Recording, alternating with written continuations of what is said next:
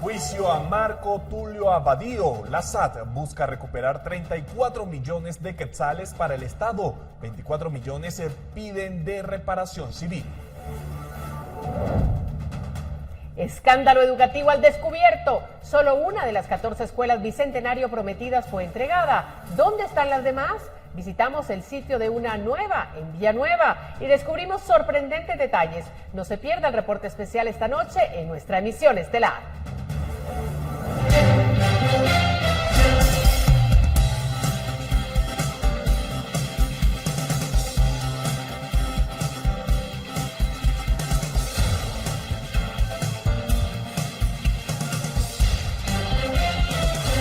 Ahora bien, en el panorama político, uno de los temas que se avecina es la elección de los magistrados de las Cortes del país y el Congreso no se apresura y de momento asegura que tiene hasta el 12 de junio para convocar a la postuladora.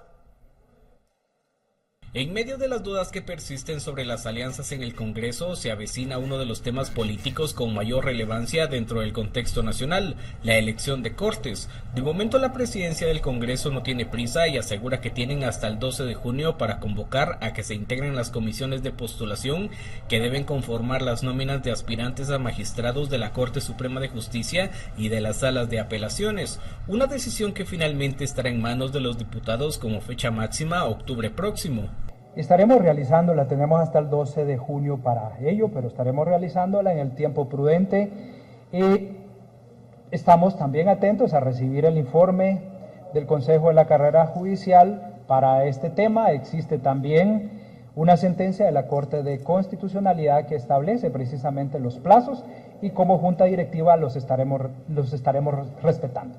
En total se deben elegir a 13 magistrados de la Corte Suprema de Justicia, así como a 135 togados que integrarán las salas de apelaciones del país.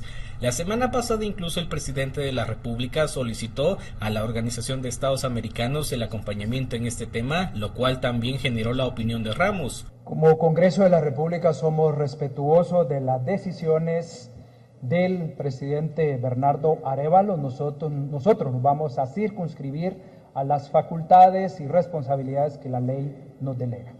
¿Esto no es algún tipo de injerencia? No puedo hacer calificativos, respetamos las decisiones del presidente Bernardo. Según la ley de comisiones de postulación, la convocatoria se debe hacer 4 meses antes de que finalice el periodo de los actuales togados. Con imágenes de Juan Diego González para Noticiero Guatevisión, Henry Montenegro.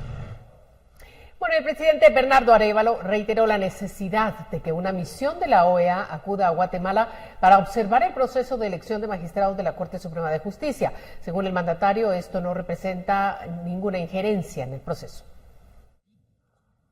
Durante su gira por los Estados Unidos, el presidente pidió ante el Consejo Permanente de la Organización de Estados Americanos la presencia de una misión de observación de la OEA para el proceso de elección de magistrados de la Corte Suprema de Justicia y magistrados de las Cortes de Apelaciones.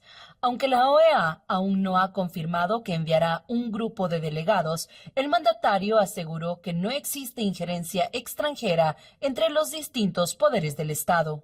No es injerencia, porque precisamente por eso se pidió una misión de acompañamiento, una misión de observación, observar lo que está sucediendo, para poder tomar nota de lo que está pasando. Es exactamente lo mismo que se aplica alrededor del mundo con las misiones de observación electorales. Las misiones lo que hacen es observar qué es lo que está pasando para luego reportarlo y calificarlo desde su perspectiva. Lo que nosotros hemos pedido es una misión de observación. Arévalo agregó que la elección de magistrados es fundamental para rescatar las instituciones de justicia de la cooptación corrupta del Estado. A su criterio, desde hace años han existido élites político-criminales que tomaron el control de diversas instituciones del Estado y que operan por medio del sistema de justicia. Porque el interés de estas redes político-criminales es garantizar, en primer lugar, facilitar la corrupción, garantizando impunidad y, como lo hemos visto en el caso del Ministerio Público, criminalizando a actores que están luchando contra la corrupción. Una fuente del Congreso confirmó que es probable que la convocatoria a elección se realice este mes, para que las comisiones tengan el tiempo suficiente de elegir a los mejores candidatos que se presentarán ante el Pleno. Con imágenes de Gabriel Molina para Noticiero Guatevisión, reportó Leslie Sánchez. Y el presidente de la República, Bernardo Arévalo, detalló que luego de las reuniones que sostuvo con el presidente de Estados Unidos, Joe Biden, y la vicepresidenta Kamala Harris, se estableció el apoyo del país norteamericano con más de 1.000 millones de quetzales que se van a desglosar en proyectos ya existentes y otros para nuevas rutas de inversión. Uno de ellos será el denominado Avenidas para el Buen Vivir, cuyo propósito es la construcción de caminos rurales en el altiplano occidental y el área oriental del país. Este programa busca que se conecten comunidades que han sido excluidas del desarrollo a través de los tramos carreteros para que les sea más sencillo el acceso a servicios de salud, educación, electrificación rural e integración a mercados y comercio. En su momento, la Secretaría de Planificación de la Presidencia informó que también se consideraba destinar un préstamo internacional para la construcción de los tramos carreteros que se planifican en unos 1.500 kilómetros. Queremos privilegiar la inversión pública en la zona que está compuesta por el altiplano occidental, las Verapaces, la zona del Corredor Seco, que son las zonas donde ha habido una menor cantidad de inversión pública en infraestructura para el desarrollo. Nosotros compartimos nuestra visión de que es en esa zona donde queremos enfatizar y poner mucho, privilegiar la inversión del dinero público para tratar de apoyar a una población que ha sido prácticamente abandonada hasta ahora y que invitamos a que los nuevos proyectos puedan ser integrados en esta visión de desarrollo. Bueno, y pasamos a otro tema porque el ex superintendente de Administración Tributaria, Marco Tulio Abadío, acudió este día al juzgado de extinción de dominio, donde el juez deberá resolver si se le devuelven 34 millones de quetzales o si pasan a favor del Estado. Utilizando una mascarilla durante la audiencia, Marco Tulio Abadío, ex jefe de la SAT, escuchó atento las argumentaciones que tienen como objetivo que 34 millones suyos pasen a favor del Estado.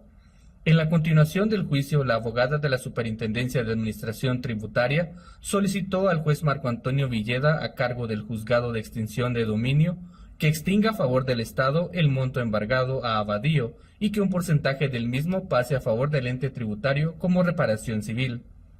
La abogada en representación de la SAT solicitó al juez que acepte lo planteado por el Ministerio Público en relación a que el monto pase a favor del Estado e indicó que al ser terceros interesados en el caso, les sea otorgado el monto de 24.1 millones de quetzales por daños sufridos por el ente tributario, esto tras la comisión de los delitos por los que fue sentenciado Abadío. Por su parte, el abogado defensor rechazó la argumentación planteada por el Ministerio Público e indicó que existe un desorden en la forma en que se han presentado los medios de prueba. Nos oponemos rotundamente a la acción planteada por el Ministerio Público, que se han extinguido los bienes. El Ministerio Público ha presentado un caso totalmente falto de veracidad, declaró ante el juez el abogado defensor. Además, hizo referencia a que existen errores e incongruencias, así como la repetición de documentos. Aseguró que no se realizaron actividades anómalas durante la gestión de Marco Tulio Abadío al frente de la SAT. Para finalizar su intervención, el abogado solicitó al juez que 18 personas individualizadas e integrantes de las juntas de licitación que participaron en la adjudicación de los contratos que forman parte de la investigación acudan ante el juez y que den su declaración. Abadío actualmente se encuentra en libertad, luego de una orden de un juzgado. Busca que el monto embargado regrese a su propiedad. Fue condenado en 2007 por los delitos de concusión, fraude y lavado de dinero. Con imágenes de Carlos Hernández, reportó para Noticiero Guatevisión, Elmer Vargas. Pasamos a otro tema. Luego del receso de Semana Santa y 2 semanas en las que no hubo sesiones por falta de acuerdos, los jefes de bloque alcanzaron algunos consensos este lunes y decidieron cuáles serán los temas que abordarán esta semana. ¿De cuáles estamos hablando? En la siguiente nota se los presentamos. Luego de 3 semanas en las que la agenda del Congreso estuvo detenida por la falta de acuerdos, esta semana se desentrampó en parte y los jefes de bloque acordaron sesionar con algunos temas. Uno de los más álgidos ha sido la disputa por la representación del Congreso ante la Junta Monetaria, donde los contendientes son Samuel Pérez de Semilla, Luis Archila de Cabal y Javier López de la UNE. Sin embargo, todo apunta a que ya se han alcanzado algunos acuerdos y el tema se agendó para este martes junto con otros como la elección de relatores contra la tortura y la convocatoria para la postuladora para el cargo de director del Instituto de la Defensa Pública Penal. Sin embargo, uno de los temas que también ha generado todo tipo de opiniones ha sido el de la mesa técnica que analizó una propuesta de ley de competencia y la cual fue anulada por la Corte de Constitucionalidad. Pese a esto, finalmente los acuerdos se inclinaron por la iniciativa 5074, la cual era una de las propuestas de la ley de competencia que se había impulsado en los últimos años y comenzará a ser conocida el jueves. La hemos agendado y nosotros esperamos que el consenso que se ha expresado con los diferentes jefes y subjefes de bloque lo podamos ver expresado en el Pleno del Congreso de la República y que el trámite de esta ley pueda proseguir. Con imágenes de Juan Diego González para Noticiero Guatevisión, Henry Montenegro. En más noticias, después de más de 2 horas, representantes de la sociedad civil ante el Consejo Departamental de Desarrollo de Escuintla eligieron la nueva terna de titulares y suplentes para gobernador del departamento. Todo ello en un ambiente tenso por la presión ejercida por simpatizantes de algunos postulantes. Tanto los asistentes como algunos postulantes que acudieron a esta reunión extraordinaria del CODEDE de Escuintla cuestionaron la forma en la que miembros de sociedad civil realizaban la calificación de expedientes. Esto causó que en algunos momentos la situación subiera de tono. Seamos democráticos, dejemos participar a los demás también, tenemos buenas opciones y no los estoy hablando solo por mí. Tenemos gente preparada, capaz. Denos la oportunidad a nosotros también. Que se haga justo y que realmente el que quede como gobernador o gobernadora sea una persona que ame su departamento y que ame su país y que realmente los proyectos lleguen sin banderas políticas a todos los compañeros alcaldes. Tras deliberar por algunos minutos en los expedientes que habían tenido la misma puntuación, los miembros de sociedad civil dieron a conocer los nombres de los titulares, siendo estos Gloria Varías, Jorge Segura y Héctor López, en tanto que la terna de suplentes quedó integrada por Silvia Mejía, Mirna López y Vivian Mayorga.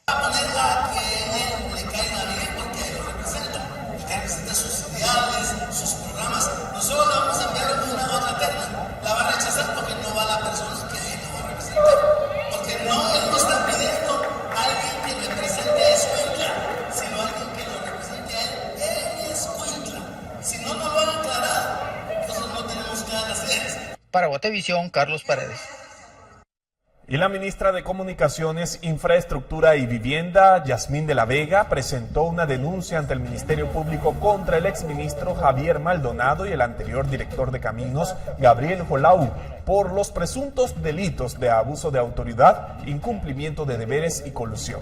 Según la funcionaria, 2 días antes de asumir como nueva ministra de Comunicaciones, el anterior director de Caminos firmó un contrato por 25 años a favor de la empresa Servicios de Transporte de Combustible Castillo y Asociados, Sociedad Anónima.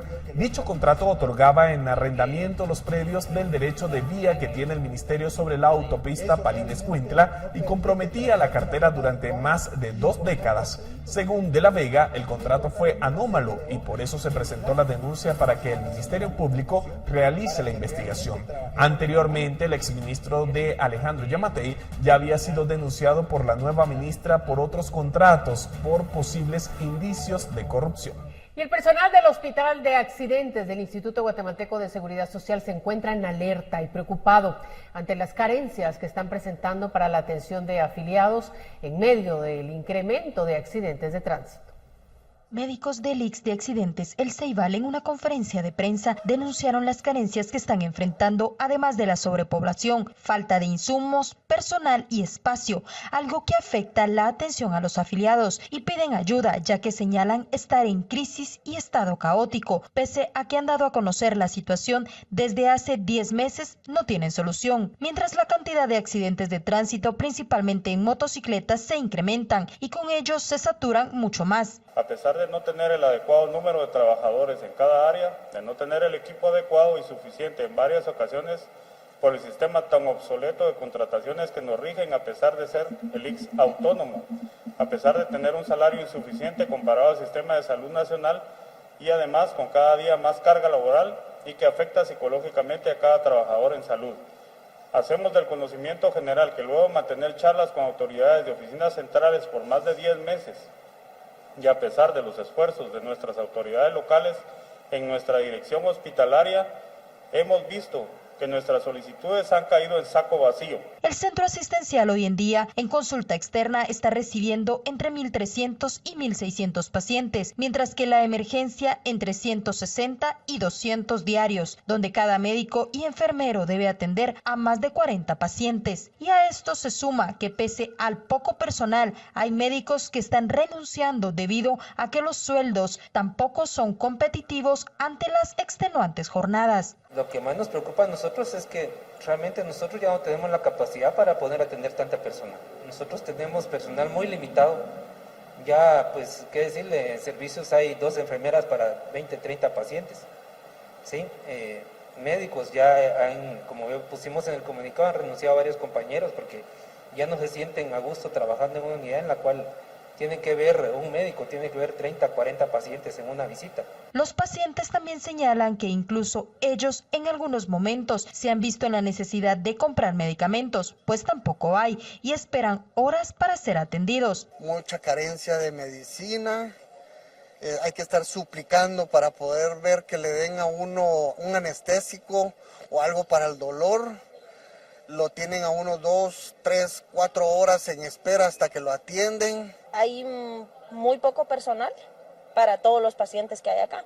Entonces, creo que sí sería necesario un requerimiento de otras instalaciones para poder recibir a todos los pacientes que vienen con emergencias o cualquier clase de situación. Cuando me trasladan a las camas, de las camas hechas pedazos las camas. Y la verdad que eso no es justo, hombre. Y nosotros hablamos muchas veces con las enfermeras y decían ellas, miren ustedes, de verdad, qué pena, porque solo cuando hay necesidad que viene la mamá del director, funciona el elevador.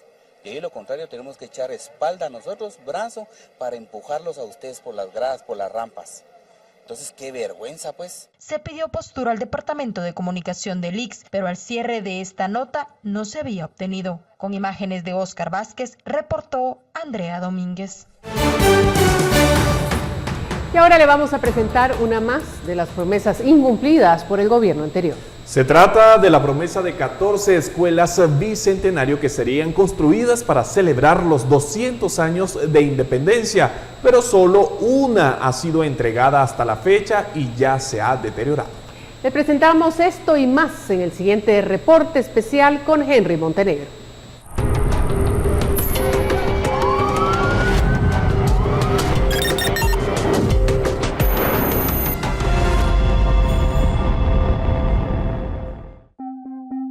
Hace 3 años Guatemala cumplía 200 años de su independencia. Esta celebración fue una excusa para el expresidente Alejandro Yamatei, quien ordenó la construcción de 14 escuelas con las que pretendía ser recordado en la historia. Las escuelas serían llamadas Bicentenario, como una manera de emular los centros educativos tipo federación que aún funcionan 80 años después de la revolución de 1944. El día de hoy, presidente, hacemos entrega del primero de muchas escuelas tipo bicentenario que sin duda con su liderazgo y su dirección van a transformar el rumbo de la educación en el país. Para conocer la única de las 14 escuelas que hasta el momento ha sido entregada, hay que viajar 58 kilómetros al sur de la capital, hasta el departamento de Escuintla. Un muro celeste que luce deteriorado y unas galeras resguardan la estructura de 36 aulas, de las cuales poco menos de la mitad no se usan.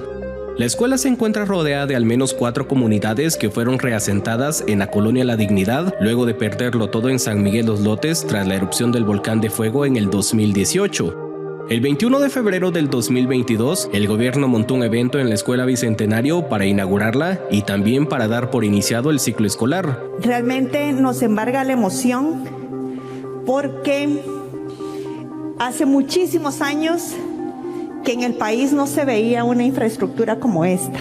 Tuvieron que pasar 72 años para que en este país se construyeran o se principiaran a construir escuelas con visión de futuro.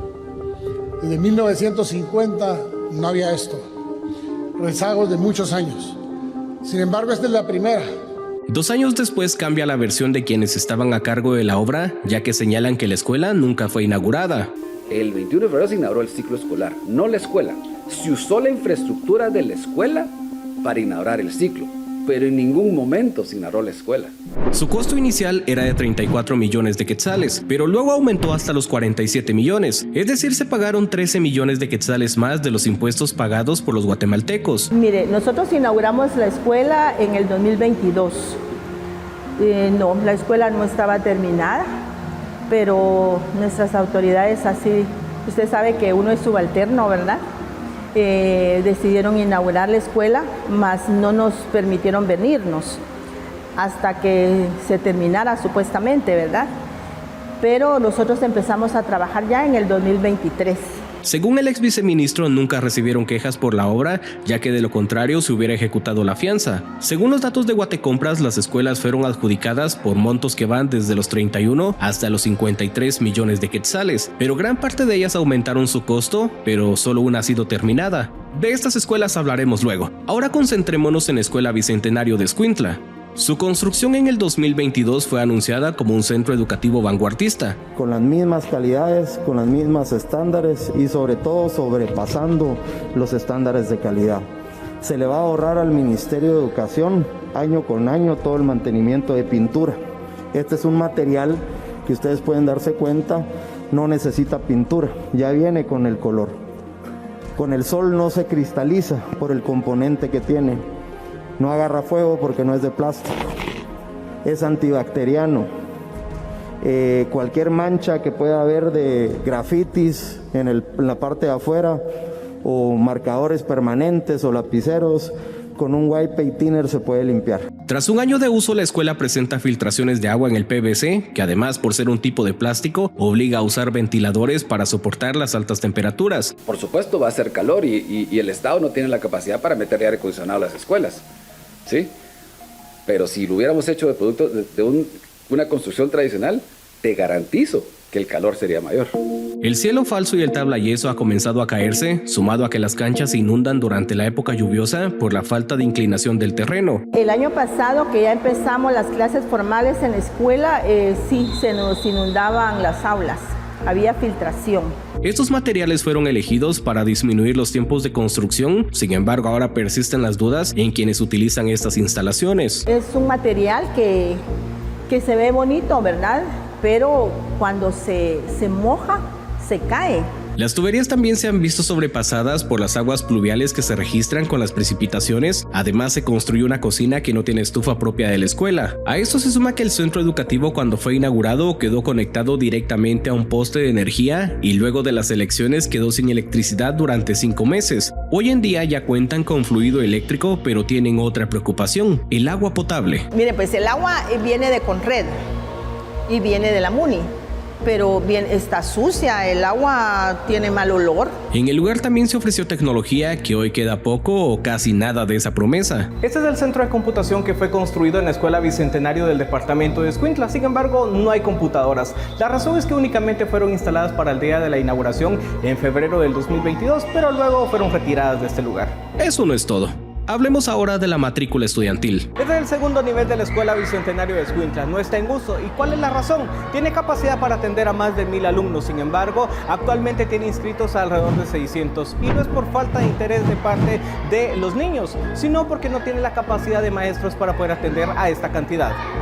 La situación es que, mire, muchos alumnos se quedaron sin inscripción, porque la verdad es que no contamos con maestros para que los puedan atender, ¿verdad? Cada maestro tiene más de 40 alumnos.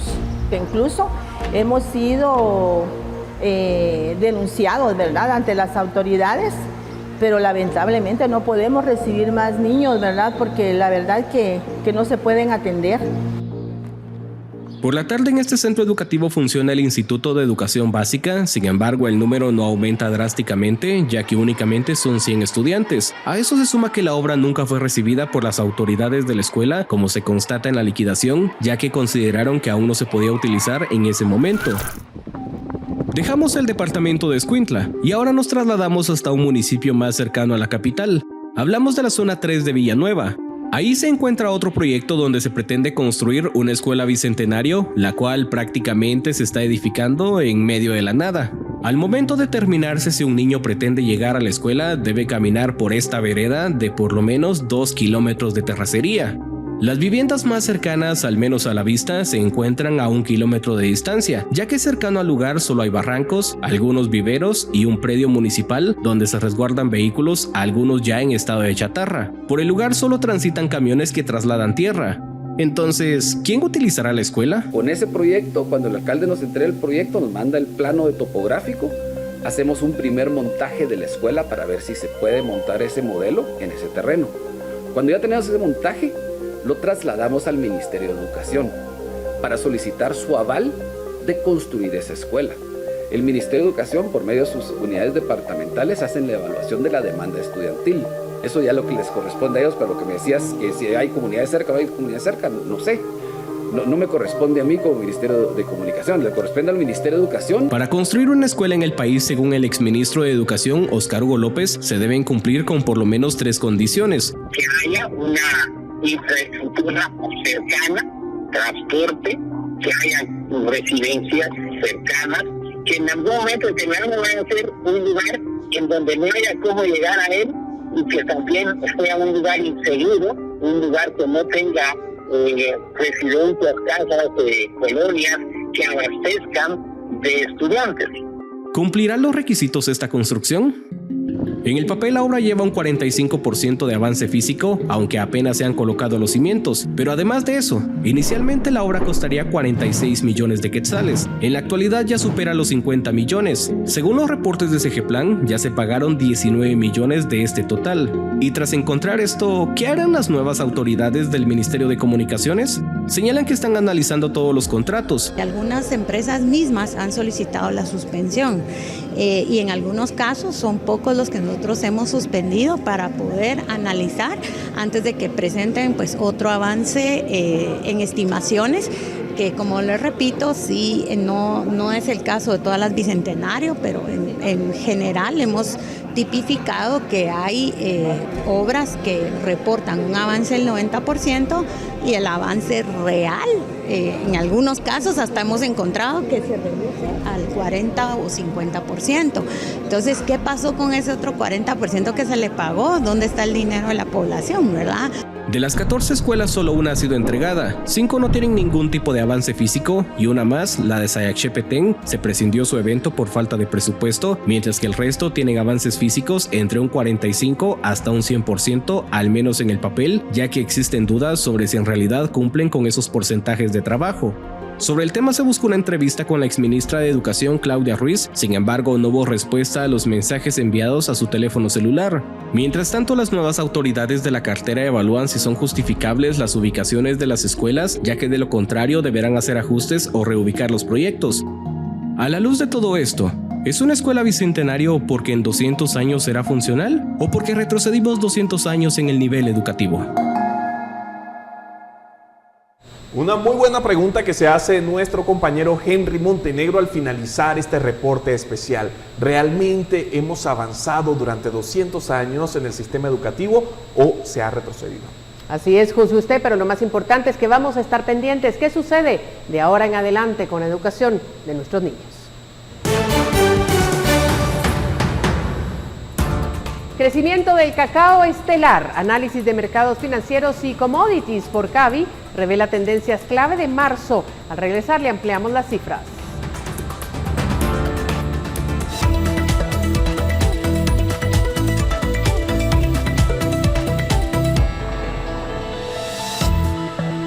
Bueno, y tenemos más información, pero está a cargo de nuestra compañera Paula Osaeta. Eso significa de que llegó el momento de que hablemos de dinero. Paula, te saludamos. Buenas noches. María Luisa, Alberto, buenas noches. Espero que hayan pasado una buena Semana Santa. Quiero contarles que la industria textil y de confección de Guatemala se beneficiará con la entrada en vigor del Reglamento de Operaciones del Comité de Integración Regional de Insumos, que funciona desde el sábado 23 de marzo. Este reglamento se enmarca en el Tratado de Libre Comercio entre los Estados Unidos mexicanos y las repúblicas de Costa Rica, El Salvador, Guatemala, Honduras y Nicaragua. Permite la flexibilización de la regla de origen establecida en el tratado en casos específicos donde se demuestre el desabastecimiento de materia prima en los países que conforman el acuerdo. De esta manera se brinda la oportunidad al productor de abastecerse de insumos de otros países que no forman parte del tratado, conservando aún el origen de las mercancías para disfrutar de la preferencia arancelaria. Esto permite evaluar la incapacidad de abastecimiento real de un productor en el territorio de los países que integran el acuerdo comercial. De esta manera se pueden disponer condiciones de oportunidad, volumen, calidad y precio de los materiales utilizados en la producción de una mercancía. Y en otros temas de cuento que CABI llevó a cabo una conferencia para hablar del comportamiento de los mercados financieros y los commodities durante marzo de este año, resaltando el crecimiento de precios del cacao, que ha sido la estrella del año. CABI llevó a cabo una conferencia para dar a conocer cómo se han comportado los diferentes mercados internacionales y los commodities en marzo recién pasado. Uno de los temas analizados fue la inflación, que aunque se ha demostrado un optimismo fuerte, sigue estancada en un 3% en Estados Unidos, lo que influye fuertemente en Guatemala. Los alimentos y la energía han ayudado a que la inflación se mantenga. Asimismo, se habló de la expectativa de la tasa de la Fed. Habrá 3 bajas o 3 reducciones en las tasas este año. Sin embargo, cabe aclarar que para principios de año lo que se tenía contemplado o la expectativa que se tenía por parte de las personas es que hubiera una disminución o una reducción de aproximadamente 8 veces en el año, y pues ahora actualmente se ha bajado a un 3, a 3 delimitaciones, y a pesar de que estas todavía siguen mostrando que se tiene una expectativa que estas vayan a bajar, pues ya fueron disminuyendo cada vez más. Si hablamos de sectores, según el análisis de CABI, el sector tecnológico es el que ha tenido un impulso muy importante desde 2023. Ha crecido un 8%, seguido de los materiales básicos y por los sectores industriales y financieros, que son los que han tenido mayores movimientos al alza en marzo. Sin embargo, si contrarrestamos a cómo es que está el acumulado de año, cómo es que va este año, pues el sector tecnológico sí es el que definitivamente ha mostrado un mayor crecimiento, el cual lleva de 14% en lo acumulado del año. O sea, es decir, que no solo mes a mes va cumpliendo o va mostrando un alza, sino que es el primero que se destaca ahorita dentro de los sectores al acumulado del año. Pues también tenemos al servicio de comunicaciones, y pues nuevamente nos encontramos con el sector financiero e industrial. CABI también analiza los precios de las materias primas y durante marzo se vio un comportamiento al alza, sobre todo en los commodities agrícolas. Indicaron que el cacao ha sido el producto estrella en lo que va del año. Los precios se han ido para arriba, especialmente desde junio del año pasado. ¿Qué pasa? Que en África los mayores productores han tenido sequías, por lo que las producciones han disminuido y por ende los precios han subido. Y mire, un estudio de la Universidad de Ámsterdam señala que los smartphones pueden ser considerados objetos de confort. El smartphone actúa como un amortiguador físico, pues puede reducir la sensación de amenaza social. Es decir, las personas se sienten menos excluidas por el solo hecho de tener el celular en el bolsillo. Esta sensación también genera cambios en materia de funciones cerebrales, pues las aplicaciones están diseñadas para activar una parte de nuestro cerebro llamada sustrato nervioso del refuerzo, que hace que no sea muy difícil dejar de usarlos. El uso del celular también amplifica la capacidad de cognición social, que nos permite ponernos en lugar del otro. Así que, aunque sea difícil de creer, el uso excesivo del celular sí puede generar efectos positivos. Nos vemos mañana con más información en Hablemos de Dinero. Gracias, Paula, por el reporte de Hablemos de Dinero. Y hoy el color azul reina en la emisión estelar de Noticiero Guatevisión, no solo por mi compañera María Luisa Gómez, sino también por nuestra reportera de Guatemala No Se Detiene, Jimena Santiago, quien nos acompaña esta noche para adelantarnos justamente qué tendremos hoy. A ver, Jimena, cuéntanos. Así es, buenas noches, muchas gracias. En el programa de hoy vamos a tener un viaje por un tipo de turismo que muchos de nosotros no conocíamos, que este es el turismo médico. Hablamos justamente que es un músculo de atracción que tiene que pues reforzarse más, desarrollarse para atraer justamente más turismo a Guatemala. Este es uno de los destinos que sabemos más bellos, tiene mucho que ofrecer en toda Centroamérica, pero estamos un poco atrasados en estos temas. Bueno, también que todo el año recibimos varios visitantes y muchos de ellos eligen venir aquí para realizarse ciertos procedimientos médicos que en su país pueden ser un poco más caros. Entonces, si Guatemala cuenta con lugares turísticos y arqueológicos muy hermosos y atractivos y también ofrece procedimientos médicos, ¿qué estamos haciendo mal? Eso se los contaremos más adelante. Bueno, y con eso que nos dice Jimena, pues nos surge por supuesto la duda, ¿hay alguna falla, Jimena, que tengamos nosotros en este tema del turismo médico para ofrecer a quienes vienen? Bueno, justamente es un secreto a voces, la falta de una estrategia de promoción es la que está afectando las divisas que ingresan al país por medio del turismo médico. Y de hecho no solo nosotros pensamos esto, sino también fuimos con turistas que opinaban que no hay tanta promoción de nuestros servicios que ya existen aquí y esa falta de comunicación a nivel internacional. Y mucho menos se está implementando un plan concreto que reúna a todo ese sector de salud y de bienestar, de turismo, para ofrecer un paquete completo. O sea, por lo tanto, Guatemala aún no es considerado un punto muy importante para atraer turismo médico, pero hay una tarea muy grande por llegar a trabajar. Me interesa y me llamó mucho la atención lo que mencionas acerca de la opinión de los extranjeros sobre esas fallas que existen en cuanto a la promoción de Guatemala como turismo médico. ¿Qué logró hablar con ellos? ¿Qué pudiste recoger en cada una de tus entrevistas? Bueno, en esta ocasión fuimos a la ciudad de Antigua Guatemala para escuchar en un nuevo micrófono abierto en el que nos confesaron qué procedimientos se harían pues los extranjeros, y por supuesto algunos aprovecharon a exponer que nuestro país está quedando a deber en este tema de promoción. Muchos de ellos no sabían, por ejemplo, que los procesos de odontología son muchísimo más baratos, hasta 3 veces que en países como Estados Unidos, donde por ejemplo ningún seguro médico incluye estos procedimientos. Y esto retrata también este tema que he estado diciendo, la falta de promoción. También les traemos en otro segmento la historia de la semana, en el que pudimos acompañar a un extranjero y documentar todo ese proceso y ese acompañamiento que vino a Guatemala a realizarse un procedimiento dental y nos reveló los costos dentales, los costos reales que tienen en Miami, Florida, que es el lugar donde reside, en comparación con Guatemala, que son muchísimo más económicos. Y es una diferencia abismal, así que no se lo pueden perder en el programa de esta noche.